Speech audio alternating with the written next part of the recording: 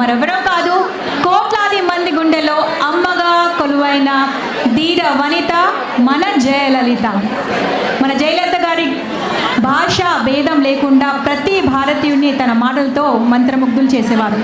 Let's give a thunderous round of applause to the Iron Lady of South, and we have the participants from Om Padmashali Seva Sangam Parel.